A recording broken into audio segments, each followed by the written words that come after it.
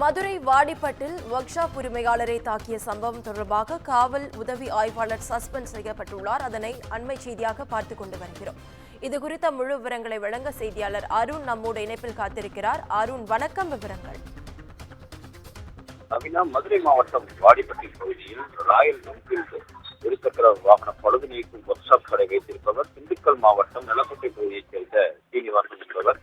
இவருடைய கடையில் கடந்த 3 ஆண்டுகளுக்கு முன்பு வாடிப்பட்டி காவல் நிலையத்தில் உதவி ஆய்வாளராக பணிபுரியக்கூடிய அண்ணாதுரை என்பவர் சீனிவாசன் வைத்திருக்கக்கூடிய இந்த ஒர்க் ஷாப் ராயல் என்ஃபீல்டு பைக்கை பழுது நீக்கக்கூடிய அந்த கடையில் தனது பைக்கை பழுது பார்க்க கொடுப்பது வழக்கம். அதற்கான வேலை கூலி பொருட்கள் வாங்குவதற்கான பணத்தையும் தராமல் மறுத்ததாக கூறப்பட்ட நிலையில் தொடர்ந்து வாகனங்களை வேலைக்கு விடுவதும் அதற்கான பணம் நிலுவைத் தொகை 8600 ரூபாயை கொடுக்காமல் இலவசமாக எடுத்துச் சென்றதாக கூறப்படுகிறது.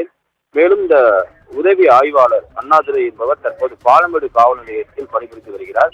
சில மாதங்களுக்கு முன்பாக தனது காவல் நிலையத்தில் பணிபுரியக்கூடிய மற்றொரு காவலர் மூலம் இருசக்கர வாகனத்தை அதே கடையில் சீனிவாசன் கடையில் ஒர்க் ஷாப் பகுதி செய்ய கொடுத்திருக்கிறார். மேலும் அந்த வாகனத்தை ஒர்க் ஷாப்பில் பழுது நீக்கம் செய்யுமாறு கூறியுள்ள நிலையில் சீனிவாசன் ஏற்கனவே பழைய பாக்கி இருப்பதாக கூறி அந்த இருசக்கர வாகனத்தை வேலை செய்யாமல் இருந்து வந்தார். இதனால் ஆத்திரமடைந்த அண்ணாதுரை தொடர்ந்து சீனிவாசனை தொலைபேசியில் அழைத்து வாகனத்தை பழுது பார்க்குமாறு தொடர்ச்சியாக தொல்லை கொடுத்ததாக கூறப்படுகிறது. இந்த நிலையில் சீனிவாசன் அண்ணாதுரை அழைப்பு எடுக்காமல் இருந்து வந்த நிலையில் கடந்த 4ஆம் தேதி மதியம் 2:30 மணி அளவில் சீனிவாசன் ஒர்க் ஷாப்பிற்கு சென்று அண்ணாதுரை ஆபாசமாக பேசியும் அவரை மிரட்டியும் அவரை தாக்கியதாகவும் கூறப்படுகிறது. மேலும்